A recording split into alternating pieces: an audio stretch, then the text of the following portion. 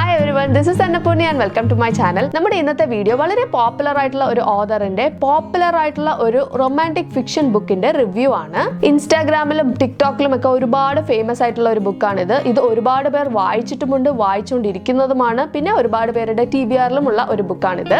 And the book is It Ends With Us by Colleen Hoover. Fiction ബുക്കിന്റെ review ആദ്യമായിട്ടാണ് ഞാൻ ചെയ്യുന്നത്. എന്തായാലും സ്പോയിലർ ഫ്രീ ആയിരിക്കും, സോ ഡോണ്ട് വറി. പിന്നെ ഞാൻ ഈ റിവ്യൂ രണ്ട് കാറ്റഗറി ആയിട്ട് ചെയ്യാനായിട്ടാണ് പ്ലാൻ ഇട്ടിരിക്കുന്നത്. First category for those who want completely fresh and new experience, and second category for those who want to know the basic story plots. ഈ book just നല്ലതാണോ എന്ന് മാത്രം എനിക്ക് അറിഞ്ഞാൽ മതി, ബാക്കിയൊക്കെ ഞാൻ വായിച്ച് എക്സ്പീരിയൻസ് ചെയ്തോളാം. പിന്നെ ഞാൻ ഓൺലൈനിലൊന്നും ഇതിനെക്കുറിച്ച് സെർച്ച് ചെയ്യാൻ പോകുന്നില്ല എന്നുള്ളവർ ഫസ്റ്റ് കാറ്റഗറി കണ്ടിട്ട് ഈ വീഡിയോ അവിടെ നിന്ന് സ്റ്റോപ്പ് ചെയ്തോളൂ.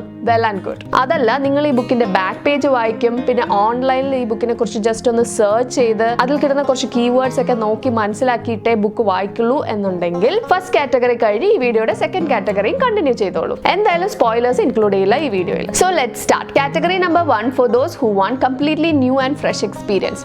ഫസ്റ്റ് തന്നെ ഈ ബുക്ക് ഞാൻ എങ്ങനെ സെലക്ട് ചെയ്തു എന്ന് പറയാം. നോൺ ഫിക്ഷൻ ബുക്ക് വായിക്കുന്നതിനിടയിൽ ഒരു ചേഞ്ചിന് ഫിക്ഷൻ ബുക്ക് റീഡ് ചെയ്യാമെന്ന് വിചാരിച്ചു. റൊമാൻറ്റിക് ജോണർ എനിക്ക് ഇഷ്ടമായതുകൊണ്ട് ആ ജോണറിൽ ഒരു ബുക്ക് സെലക്ട് ചെയ്യാമെന്ന് പ്ലാൻ ഇട്ട് ഇരിക്കുമ്പോഴാണ് ഇൻസ്റ്റാഗ്രാമിൽ എപ്പോഴും ഈ ഒരു ബുക്കിനെ കുറിച്ചിട്ട് കുറേ പോസ്റ്റുകൾ വന്നുകൊണ്ടേയിരുന്നു. ഭയങ്കര പോപ്പുലർ ആയിട്ടുള്ള ഒരു ബുക്കാണെന്ന് മനസ്സിലായി. എന്നാൽ ഇത് തന്നെ വായിക്കാമെന്ന് വിചാരിച്ചു. ഞാൻ ലൈബ്രറിയിലൊക്കെ നോക്കിയപ്പോൾ അതൊന്നും റെഡിലി അവൈലബിൾ അല്ലായിരുന്നു. സോ ഫിസിക്കൽ ബുക്കിനും ഓഡിയോ ബുക്കിനും ഞാൻ ഹോൾഡ് ഇട്ടു. എനിക്ക് ആദ്യം കിട്ടിയത് ഓഡിയോ ബുക്കാണ്. അപ്പോൾ ഞാൻ ഓഡിയോ ബുക്കായിട്ടാണ് ഈ ബുക്ക് വായിച്ചത്. സോ അതുകൊണ്ട് ഈ ബുക്കിന്റെ ബാക്ക് പേജ് പോലും ഞാൻ വായിക്കാതെയാണ് സ്റ്റാർട്ട് ചെയ്തത്. വാവ്, ഇറ്റ് വാസ് അമേസിംഗ്. ബുക്കിനെ കുറിച്ച് ഒന്നും തന്നെ അറിയാതെ വായിച്ചിട്ട് ആ ഫ്രഷ് ആൻഡ് ന്യൂ എക്സ്പീരിയൻസ് പറഞ്ഞറിയിക്കാൻ പറ്റില്ല. അതുകൊണ്ടാണ് ഞാനിങ്ങനെ രണ്ട് കാറ്റഗറി ആയിട്ട് ഇന്ന് വീഡിയോ ചെയ്യാമെന്ന് പ്ലാൻ ഇട്ടത്. റൊമാൻറ്റിക് ഫിക്ഷൻ ബുക്കാണിത്. ഒരു പൈൻലി റൊമാൻറ്റിക് സ്റ്റോറി ഒന്നുമല്ല ഇത്. ഒരുപാട് ഇമോഷൻസ് ഉണ്ട് ഇതിൽ. എല്ലാ ക്യാരക്ടേഴ്സും അവർ ഗോ ത്രൂ ചെയ്യുന്ന ഇമോഷൻസ് നമുക്ക് കംപ്ലീറ്റ് ആയിട്ട് അബ്സോർബ് ചെയ്യാൻ പറ്റുന്നുണ്ട്. പുറമേ നിന്ന് അഡ്വൈസ് ചെയ്യാനൊക്കെ വളരെ എളുപ്പമാണ്, അനുഭവിച്ചാലേ അറിയുള്ളൂ എന്നൊക്കെ പറയുന്ന പോലെ ഇതിലെ ഓരോ ക്യാരക്ടേഴ്സും ഗോ ത്രൂ ചെയ്യുന്ന ആ ഇമോഷണൽ കാറ്റസ്ട്രോഫ് ആ ബുക്ക് വായിക്കുമ്പോൾ നമുക്ക് ഫുൾ ആയിട്ട് എക്സ്പീരിയൻസ് ചെയ്യാൻ പറ്റുന്നുണ്ട്. ഓഥറിന്റെ റൈറ്റിംഗ് സ്റ്റൈൽ നല്ലതാണ്, നല്ല എൻഗേജിംഗ് ആയിട്ടാണ് പോകുന്നത്. ഒരിക്കലും ബോറടിക്കുകയില്ല. ഈ ബുക്ക് റൊമാൻറ്റിക് ഫിക്ഷൻ എന്നതിലുപരി ഭയങ്കര പവർഫുൾ ആയിട്ടുള്ള ഒരു ഇഷ്യൂനെ കുറിച്ചിട്ടാണ് ഡിസ്കസ് ചെയ്യുന്നത്. ആ ഇഷ്യൂ എന്താണെന്ന് ഈ കാറ്റഗറിയിൽ ഞാൻ പറയുന്നില്ല, പക്ഷെ സെക്കൻഡ് കാറ്റഗറിയിൽ പറയാം. കാരണം ഇതൊക്കെ ഇന്റർനെറ്റിൽ ഓൾറെഡി അവൈലബിൾ ആണ്, എന്ത് ഇഷ്യൂ ആണ് എന്നൊക്കെ. ബട്ട് ഫസ്റ്റ് കാറ്റഗറിയിൽ പറയുന്നില്ല.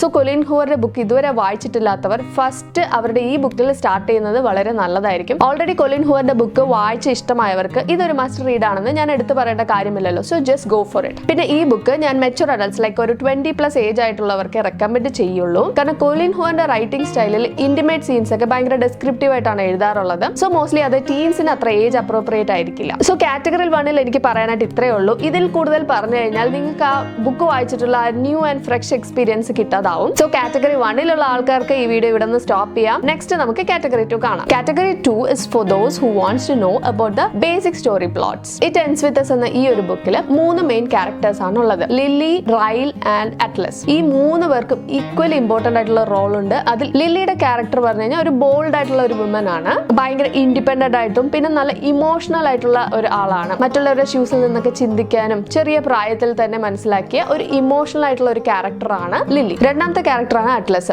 അറ്റ്ലസ് എന്ന ക്യാരക്ടർ ലില്ലിയുടെ ടീനേജ് ടൈമിലുള്ള ബോയ് ഫ്രണ്ട് ആണ്. ടീനേജ് ടൈമിലെ ബോയ് ഫ്രണ്ട് ആണെന്ന് പറയുമ്പോൾ വെറുതെ ഒരു അട്രാക്ഷന്റെ പുറത്ത് തോന്നിയ ഒരു ലവ് ആയിട്ടല്ല ലില്ലിയുടെയും അറ്റ്ലസിന്റെ ലവ് കാണിക്കുന്നത്. അറ്റ്ലസ് അനുഭവിക്കുന്ന ഒരു ലൈഫ് സിറ്റുവേഷൻ കണ്ട് വളരെ സിമ്പത്തിയോട് കൂടിയിട്ട് ലില്ലി അറ്റ്ലസിനെ സഹായിക്കും. അപ്പൊ അവരുടെ ഇടയിൽ ഉണ്ടാകുന്ന ഒരു ഫ്രണ്ട്ഷിപ്പ്, ഒരു ലവ്, അതൊക്കെ ആയിട്ടാണ് അറ്റ്ലസും ലില്ലിയും തമ്മിലുള്ള റിലേഷൻഷിപ്പ് കാണിക്കുന്നത്. അടുത്തൊരു മെയിൻ ക്യാരക്ടറാണ് റൈൽ. റൈൽ എന്നൊരാൾ ഒരു ന്യൂറോ സർജൻ ആണ്. ഭയങ്കര ഫിനാൻഷ്യലി സ്റ്റേബിൾ ആയിട്ടുള്ള ഒരു ന്യൂറോ സർജൻ. പക്ഷെ ആൾക്ക് അത്ര ഇമോഷണൽ ബോണ്ടിങ് ഒന്നുമില്ല തുടക്കത്തിൽ. എപ്പോഴും ഈ ഒരു 1 നൈറ്റ് സ്റ്റാൻഡ് അങ്ങനെയൊക്കെ വിചാരിച്ച് നടന്നുകൊണ്ടിരിക്കുന്ന ആളാണ് റൈൽ. ഇങ്ങനെ ഇമോഷണലി 2 വ്യത്യസ്തമായ അഭിപ്രായങ്ങളുള്ള ലില്ലിയും റൈലും എങ്ങനെയാണ് കണ്ടുമുട്ടുന്നത്, അവരുടെ സ്നേഹം എങ്ങനെയാണ് അവരുടെ ലൈഫിനെ ചേഞ്ച് ചെയ്യുന്നത്, ഇങ്ങനെയൊക്കെയാണ് ഈ ബുക്കിൽ മെയിൻ ആയിട്ട് പറയുന്നത്. തുടക്കത്തിൽ ഈ ബുക്ക് വായിക്കുമ്പോൾ ഈ ഓരോ ക്യാരക്ടേഴ്സും അവർ തമ്മിലുള്ള സ്നേഹം അതൊക്കെയാണ് വരിക. പക്ഷെ ഒരു പോയിന്റ് കഴിയുമ്പോഴേക്കും അത് എൻറ്റയർലി അങ്ങ് ഡിഫറെന്റ് ആവും. അതൊരു വല്ലാത്തൊരു എക്സ്പീരിയൻസ് ആയിരുന്നു എനിക്ക്. പിന്നെ ഈ ബുക്കിൽ പറഞ്ഞിരിക്കുന്ന ആ പവർഫുൾ ആയിട്ടുള്ള ഒരു ഇഷ്യൂ എന്താണെന്ന് വെച്ചാൽ ഡൊമസ്റ്റിക് വയലൻസിനെ കുറിച്ചാണ്. ഇത് ഫസ്റ്റ് തന്നെ പറയുന്നത് ലില്ലിയുടെ അച്ഛൻ ഒരു ഡൊമസ്റ്റിക് അബ്യൂസർ ആയിരുന്നു. അപ്പൊ എപ്പോഴും അച്ഛൻ അമ്മയെ തല്ലുന്നതും അതും ഇതൊക്കെ കണ്ടാണ് ലില്ലി വളർന്നത്. അതുകൊണ്ട് തന്നെ ഡൊമസ്റ്റിക് അബ്യൂസ് എന്ന് പറഞ്ഞു തന്നെ ഭയങ്കര ഒരു സ്ട്രോങ് അഭിപ്രായമുള്ള ഒരാളാണ് ലില്ലി. എന്തായാലും താൻ തനിക്ക് തനിക്ക് വേണ്ടി കണ്ടുപിടിക്കുന്ന ലൈഫ് പാർട്ണർ ഒരു ഡൊമസ്റ്റിക് അബ്യൂസർ ആയിരിക്കില്ല എന്ന് ബോൾഡായിട്ട് ഡിസൈഡ് ചെയ്തിരുന്ന ലില്ലിക്ക് ലൈഫിൽ കിട്ടിയ പാർട്ണർ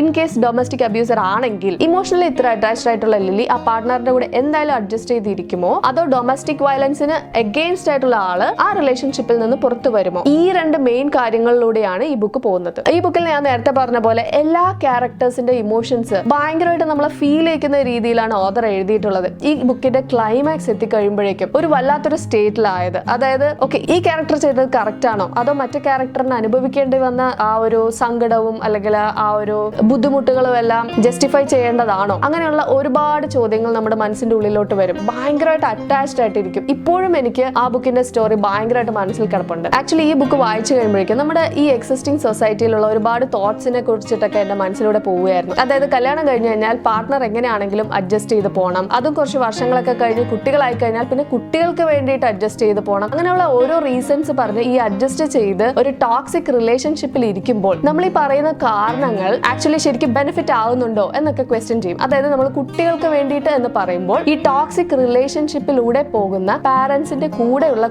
കുട്ടികളുടെ മെന്റാലിറ്റി, അവരനുഭവിക്കുന്ന ചൈൽഡ്ഹുഡ് ട്രോമ, ഇതിനെ കുറിച്ചൊക്കെ ഈ ബുക്കിൽ പറയുന്നുണ്ട്. അങ്ങനെ മൊത്തത്തിൽ ഒരു ഭയങ്കര ടച്ചിങ് ആയിട്ടുള്ള ഒരു സ്റ്റോറിയാണ് ഈ ബുക്ക്. മോസ്റ്റ്ലി മിക്കവർക്കും ഇഷ്ടമാവാൻ ചാൻസ് ഉണ്ട്. അത് മാത്രമല്ല ടോക്സിക് റിലേഷൻഷിപ്പിലൂടെ പോകുന്നവർക്കോ അല്ലെങ്കിൽ ഒരു ടോക്സിക് റിലേഷൻഷിപ്പിലൂടെ പോകുന്ന പാരന്റ്സിന്റെ കുട്ടികൾക്കോ അങ്ങനെയുള്ളവർക്ക് കുറച്ചുകൂടി ഇമോഷണലി ടച്ച് ചെയ്ത പോലെ തോന്നും ഈ സ്റ്റോറി. സോ മൊത്തത്തിൽ പറഞ്ഞ ഭയങ്കര വണ്ടർഫുൾ സ്റ്റോറിയാണ്. ഇത് കഴിയുമ്പോഴേക്കും നമ്മൾ ഒരുമാതിരി ഒരു സ്റ്റേറ്റിലാവും. ആ സ്റ്റോറിനെ കുറിച്ച് വീണ്ടും വീണ്ടും നമ്മളിങ്ങനെ ചിന്തിച്ചുകൊണ്ടേയിരിക്കും. ചില മൂവീസ് ഒക്കെ കഴിയുമ്പോൾ നമ്മൾ അതിനെ കുറിച്ച് ചിന്തിക്കില്ല, അതേ മോഡല്. ബട്ട് ബുക്ക് ആയതുകൊണ്ട് ഇപ്പോഴും എനിക്ക് അതിലെ ക്യാരക്ടേഴ്സും അവർ പോയ ഇൻസിഡൻസും ഒക്കെ ഇപ്പോഴും മൈൻഡിൽ വരാറുണ്ട്.